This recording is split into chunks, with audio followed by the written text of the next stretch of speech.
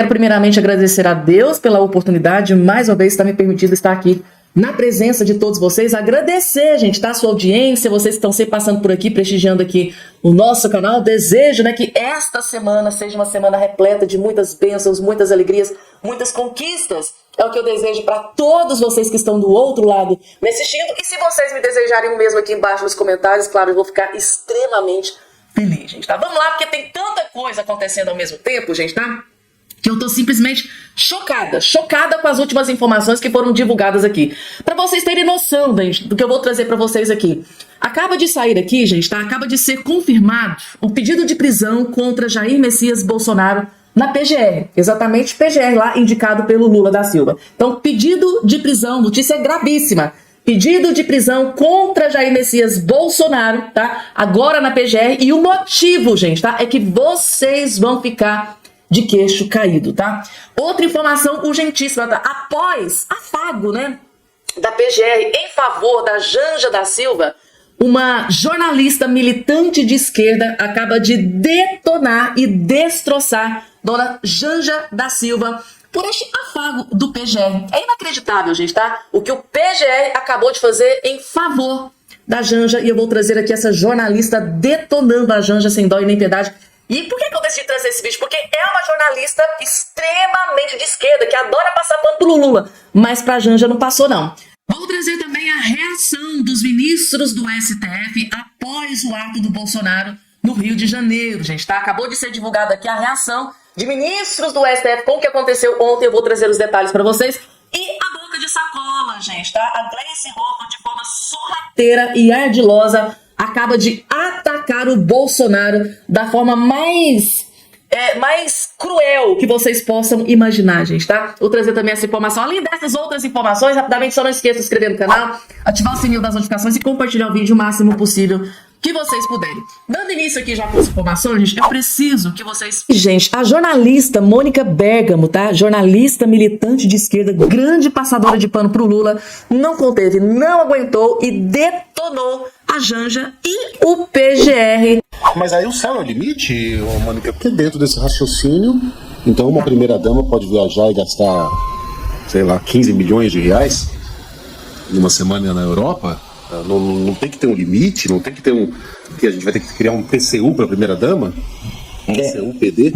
A Janja gastou 260 mil reais, são números oficiais, tá? Números públicos, estão lá na página do governo, nas páginas do governo. 260 mil reais em uma viagem à Itália.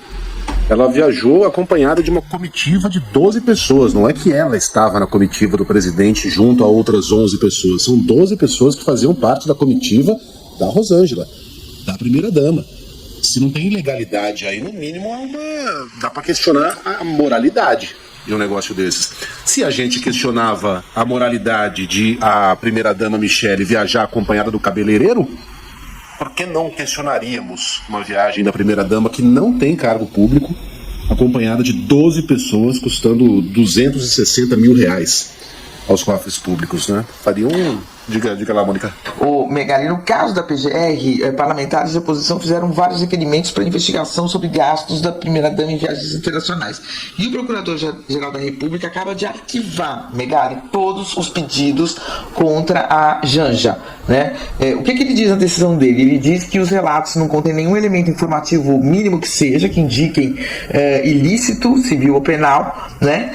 Para que ela seja investigada. Disse que a participação da Janja em eventos oficiais não caracterizam devida ingerência na administração do executivo, nem na soberania do país, como é falado em alguns desses pedidos, e que o presidente da República, qualquer que seja ele, tem sim a prerrogativa de confiar ao seu cônjuge.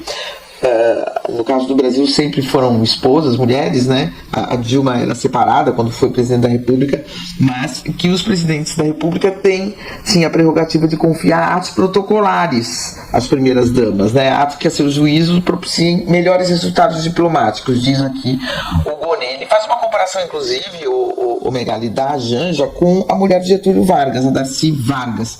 Ele fala aqui, ó, lembre-se, a mero título exemplificativo de Darcy Vargas, a mulher de Getúlio Vargas, a quem se liga a criação e a direção da Legião Brasileira de Assistência, a LBA, que tinha fins assistenciais. Portanto, ele diz que os questionamentos sobre custos, você pode falar, poxa, mas gastou muito, gastou pouco, mas isso não é um ilícito. Não tem característica de ilícito ou de desvio de dinheiro público, portanto, não tem ilícito relatado, segundo ele, não tem aqui ausentes evidências de irregularidades atribuíveis à representada, no caso a Janja, não há justa causa para autorizar procedimento investigatório. Portanto, arquivos e Megali estão arquivados os pedidos de investigação sobre as viagens da primeira-dama do Brasil. Não foi um desvio, né? Não foi um desvio de dinheiro público. O dinheiro público foi utilizado para isso. Tá aqui. Eu tô vendo na página oficial do governo. O dinheiro foi usado para isso. De fato, o relato aqui é bastante transparente, né? Gastamos isso com passagem, gastamos isso com alimentação, gastamos isso com hospedagem. O problema é que gastaram. E aí alguém dirá, mas você então quer uma primeira-dama que seja um vaso, que seja ali um enfeite, uma mulher troféu. Não. Eu acho que entre o vaso, o enfeite e a mulher troféu e comitiva de 12 pessoas para Roma, 15 pessoas para Paris, gastos exorbitantes, tem uma zona cinzenta aí que pode ser preenchida, né? Não é uma coisa ou outra. Mas enfim. Resumindo para você, gente, tá? Isso é uma vergonha. Eu vou até utilizar aqui uma frase do Boris Casoy, porque é a frase que define isso, gente. Na maior cara lavada, na maior cara dura, gente. Paulo Gonet passando pano pra Janja Daci, pros gastos da Janja. Né? A gente fica. Eu vou ser muito sincera e honesta com vocês. Esse negócio, gente, tá? Eu sempre disse isso pra vocês aqui, é só uma opinião. Esse negócio de presidente da República indicar procurador-geral da República, o resultado é esse, gente. A gente não pode esperar outra coisa. É claro que o Paulo Gonet vai estar ali defendendo interesses, né? Do Lula, da Janja, de aliados de Lula, para vocês terem noção, toda essa questão que envolve o Bolsonaro demorou em cerca de 3, 5 meses para se desenrolar, e tem processo de ministros do Lula lá que tem quase um ano, e até hoje não deu em nada. Então assim, tá muito na cara, tá muito na cara, é muito vergonhoso, é vexatório, e tem que fazer crítica mesmo, tipo assim, não é um crime, mas é imoral, né, gente? Tá uma mulher que não exerce cargo público, isso na época, né, os militantes de esquerda falavam, nossa, Michele Bolsonaro viajou e levou lá, né, o maquiador dela. Eles destroçaram Michele Bolsonaro. Agora a Janja viaja com 12 pessoas da sua comitiva, como se fosse assim, né, uma célebre, como se fosse uma princesa Diana. E aí acontece o quê, gente? O Paulo Gonet, o PGE vai lá e arquiva. Tipo assim, cara, passou pano na maior cara dura pra dona Isbanja da Silva. E eu confesso pra vocês que eu tô furiosa com essa questão. Gente, daqui a pouco, tá? Temos aqui uma denúncia de sequestro que eu vou trazer aqui pra vocês também. Notícia que foi divulgada daqui a poucos instantes, mas deixa eu trazer aqui pra vocês, gente, tá? Turma do Supremo Tribunal Federal já analisaram as provas contra o ex-presidente Jair Bolsonaro e outros 7 investigados sobre a alegada tentativa em 2022 de um golpe de Estado.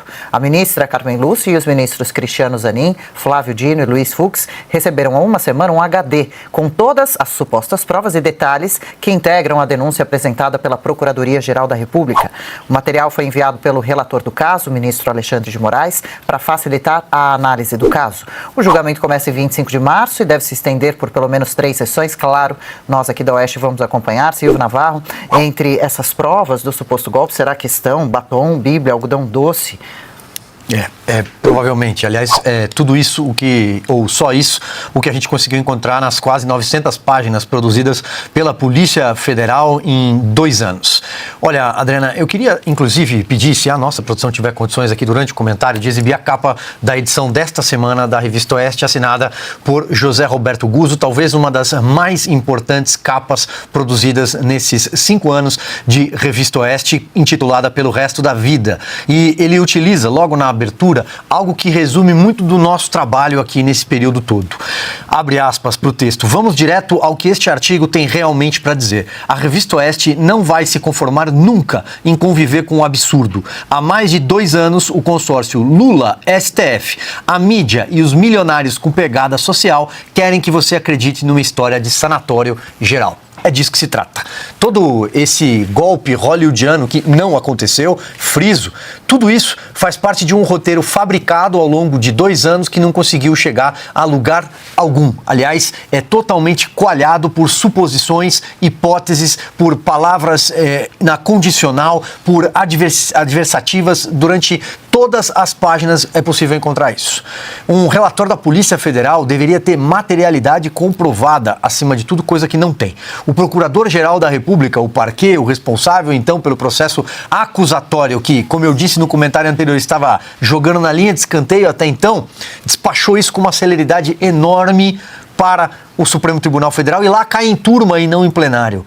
Puxa vida, um processo todo, agora eles vão simplesmente aceitar a denúncia. Ou seja, o presidente Jair Bolsonaro e demais 33 pessoas se tornarão réus, vão passar a responder por um processo que pode, lá na frente, se as acusações todas forem aceitas pelos ministros, terminar numa eventual prisão. A pergunta que fica é, um caso que pode ter uma repercussão nacional como já tem, que pode levar pessoas da estatura de um presidente da República para a prisão, não deveria ser analisado por 11 ministros da Corte? Será que o Brasil, será que as páginas de história não têm o direito de saber o que pensam cada um dos 11 ministros do Supremo Tribunal Federal?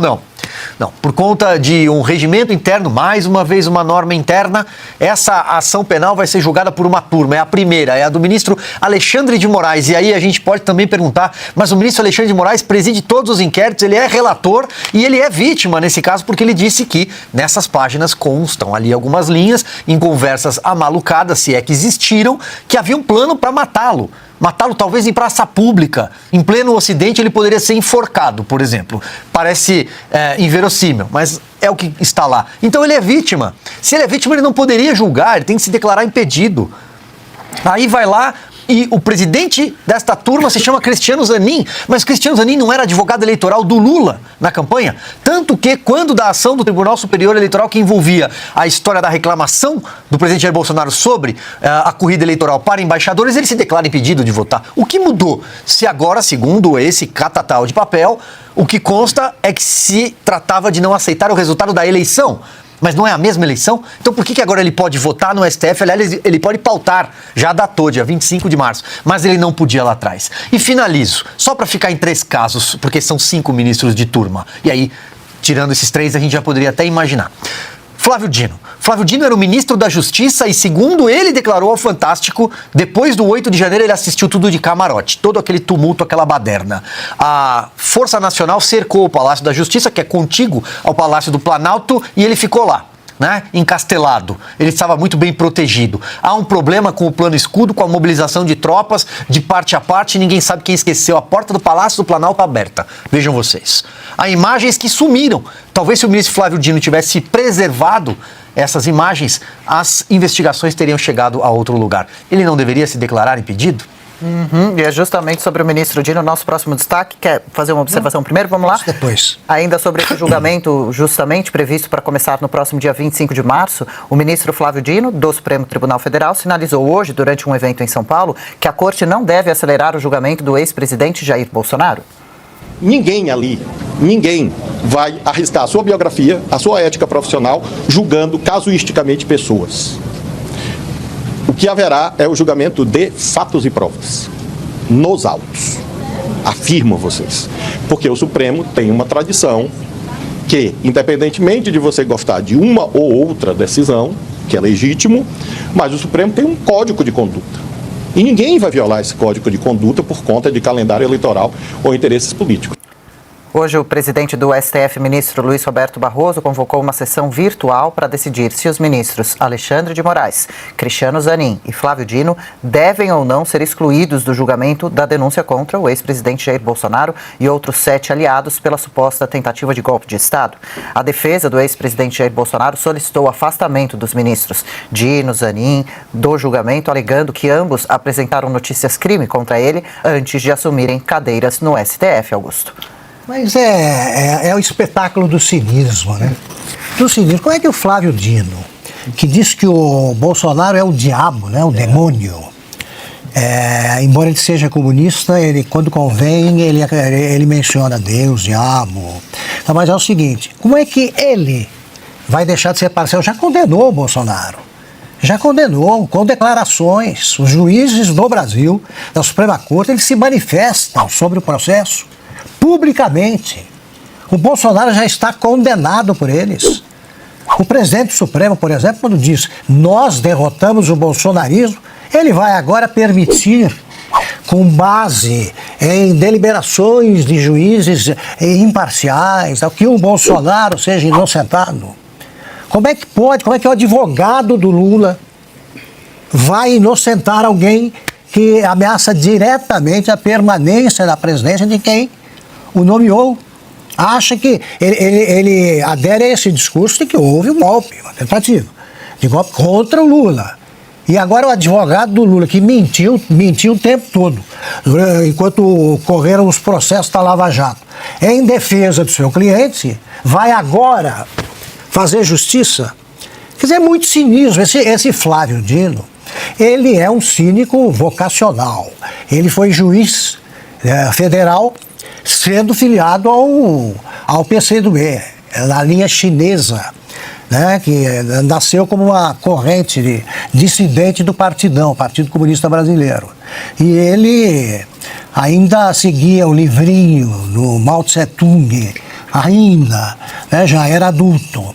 Depois ele foi governador, sempre no PCdoB. Mudou de partido agora porque oportunista convinha ficar ao lado do Alckmin. Olha só como ele se parece. E agora vem dizer que o julgamento será feito por juízes imparciais. O Alexandre de Moraes é um deles. Então pare de ser cínico, pelo menos. Larguem tudo que vocês estão fazendo para prestar muita, mas muita atenção nesse vídeo da deputada federal Bia Kicis, porque ela acabou de fazer aqui uma denúncia gravíssima que está prestes a acontecer contra Jair Messias Bolsonaro. Ela teve acesso aqui a algumas informações e ela quebrou o silêncio e decidiu revelar absolutamente tudo que está sendo tramado, né, contra o Bolsonaro. Assistam com muita atenção. Que eu sou uma pessoa que vim da área jurídica. Eu fui procuradora do Distrito Federal por 24 anos e sou advogada desde 1984, inscrita na UAB desde 1984. E eu nunca vi nada nem de longe parecido com o que nós estamos vivendo no Brasil. Para descrever o processo do Bolsonaro, eu só uso uma palavra porque não tem outra. É farsa. A única palavra para mim, todo esse processo se resume nisso. É uma farsa. Agora, é claro que é muito importante a gente ter pessoas, os advogados do Bolsonaro, que fizeram uma peça excepcional, apontando, até porque tem que ficar registrado para a história, todas as ilegalidades, todas as irregularidades, todas as violações, né, que partem do Supremo e da denúncia do PGR. Nós temos aí, por exemplo, o André Marcília, o Pavinato, que tem também trazido isso, né, ponto por ponto. Então, é importante registrar isso tudo para a história. E é incrível como a OAB, ela fica completamente, eu não vou nem dizer silente, ela é cúmplice desse processo. Agora, os advogados estão sofrendo também com a violação de suas prerrogativas. Imagina não poder sequer fazer sustentação oral. Manda um videozinho com a sustentação que sequer é ouvido. A gente sabe disso. A sustentação, ela é protocolada no processo eletrônico. Num determinado momento, antes da meia-noite, 5 minutos depois já sai a decisão. A decisão estava pronta. Nesse caso do Bolsonaro, não tem a menor dúvida de que a sentença já está dada. Não é? Seria realmente um milagre acontecer algo diferente. E a gente acredita em milagres, mas só um milagre para mudar essa decisão, que já está dada. Imaginem, ainda na primeira turma. Mas eu digo o seguinte, não adianta os advogados ficarem brigando por questões processuais apenas, quando está tudo viciado desde o início. Por isso que eu falo que é uma grande farsa. E agora eles ainda mudaram de novo a jurisprudência para a questão do foro privilegiado, que pra gente, né, Nicolas, não é privilégio nenhum. Você está ali com os ministros do Supremo no seu cangote, tentando te controlar, né, mandando recadinhos, incluindo em inquéritos ilegais, para ver se você fica mais, né, contido. Né? Então, só é privilégio para pessoas como Renan Calheiros, que sabe que o processo contra ele, a investigação, não vai andar.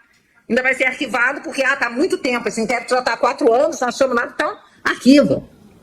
Para ele, pode ser o foro privilegiado, que é o nome que se dá, que na verdade é o foro por prerrogativa de função. Então agora o Supremo resolveu voltar atrás, retroceder e dizer que se você deixa o cargo, como deixa de ser presidente, deixa de ser senador, deixa de ser deputado, o foro continua. Quer dizer, eles já tinham pacificado a questão. que se você saiu do cargo, vai para a primeira instância. Agora não. Por quê? Eles querem concentrar todo o poder para eles. Eles se deram os meios de ação que a Constituição não os deu. Eles se deram os meios de ação e eles estão exercendo cada vez mais esse poder. E eu digo que há uma cumplicidade muito grande entre eles, porque cada vez que um extrapola, caminha mais, faz mais um abuso, ele está abrindo caminho para que todos se sintam completamente à vontade, né, com essa sensação de impunidade. Mas eu quero dizer aqui que estou muito esperançosa, porque todo o trabalho que a gente vem fazendo fora do Brasil, há mais de 2 anos, né, levando para fora do Brasil o que está acontecendo aqui, mantendo relacionamento com parlamentares, deputados, senadores, pessoas da equipe aí do governo Trump, pessoas importantes e jornalistas, e aliado a isso aí o trabalho do Consta, do Paulo Figueiredo, da Ana, de vocês, é um trabalho excepcional, liderado aí pelo Eduardo Bolsonaro, que começou isso lá atrás. Esse trabalho vai dar resultado, já está dando. Os ministros não estão mais fazendo piadinha, quem vai perder o visto primeiro. Eles estão com medo.